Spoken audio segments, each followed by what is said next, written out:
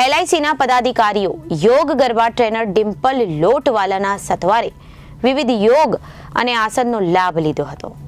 LIC વતી senior divisional shell દ્વારા સૌને યોગ દિવસની શુભેચ્છા પાઠવી હતી અને યોગ ફક્ત આજના એક દિવસ માટે નહીં પરંતુ રોજની જીવનશૈલીમાં યોગ જોડવા આહ્વાન કર્યું હતું. એલઆઈસીના પદાધિકારીઓ યોગ ગરબા ટ્રેનર ડિમ્પલ લોટવાલાના સથવારે વિવિધ યોગ અને આસનનો લાભ લીધો હતો.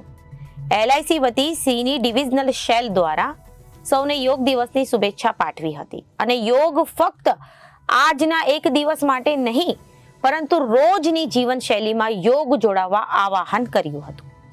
અને સુરત શહેરના એલઆઈસીના પદાધિકારીઓ સહિતના લોકોએ ઉત્સાહભેર ભાગ લીધો હતો અને સુરત શહેરના એલઆઈસીના પદાધિકારીઓ સહિતના લોકોએ ઉત્સાહભેર આયોજન પણ કર્યું હતું. મારું નામ એસપી શેલ, હું LIC of India Surat division ખાતે સિનિયર ડિવિઝનલ મેનેજર તરીકે કામ કરું છું. આજે અમારો આખો એલઆઈસી પરિવાર અહીંયા એલઆઈસીના પ્રાંગણમાં આંતરરાષ્ટ્રીય યોગા દિવસના નિમિત્તે ભેગા થયા છીએ અને આજે અમે અહીંયા યોગાનું પ્રશિક્ષણ લઈ રહ્યા છીએ અને આજના અમારા કાર્યક્રમમાં અમને યોગાનું પ્રશિક્ષણ અમારા ડિમ્પલબેન લોટવાલા અને પુનિતભાઈ લોટવાલા એ અમને આપી રહ્યા છે. એમના માર્ગદર્શન નીચે અત્યારે અમે આ યોગા દિવસ મનાવી રહ્યા છીએ. અમારું માનવું એવું છે કે યોગા દિવસ કોઈ એક દિવસ માટે નહીં પણ આખા વર્ષ માટે આપણે આપણા શરીરની અને મનની સ્વસ્થતા માટે યોગા ખરેખર ખૂબ જરૂરી છે. અમારા આખા એલઆઈસીમાં તો લગભગ 1200થી વધારે કર્મચારી અને 14,500 જેટલા એજન્ટો છે. અત્યારે અમારા સ્ટાફના ડિવિઝનના મેમ્બરો અહીંયા હાજર છે. યોગા નમસ્તે, હું ડિમ્પલ લોટવાલા, યોગ ગરબા ટ્રેનર.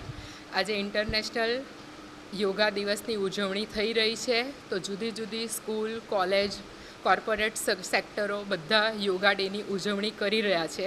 તો આજે મારી સવારની 7 વાગ્યાની ઇવેન્ટ એલઆઈસીના કેમ્પસમાં છે અને એલઆઈસીના બધા જ સાહેબ અને મેડમ યોગ દિવસની ઉજવણી કરી રહ્યા છે અને ખૂબ સરસ રીતે કાર્ય કરી રહ્યા છે. આજના દિવસે લોકો મોટાભાગે કરતા હોય છે, પણ યોગથી કેટલા ફાયદા? યોગથી બહુ જ બધા ફાયદા છે. તમે 24 કલાક માટે યોગમય જિંદગી વિતાવો એવો જ અમારો પ્રયાસ છે. નાની નાની એક્ટિવિટી, ધારો કે રસોઈ બનાવતી બહેનો છે કે કામ કરતા ભાઈઓ છે, તો તે બધા પોતાના કાર્યમાં કુશળતાથી કામ કરે એટલે જ એણે યોગ કરેલો કહેવાય. અને સંસ્કૃતમાં વાક્ય છે યોગઃ કર્મસુ કૌશલમ. નમસ્તે. વિશ્વ યોગ દિવસની ખૂબ ખૂબ શુભેચ્છાઓ. Reporter Arvind Rathod, Janadesh news, Surat.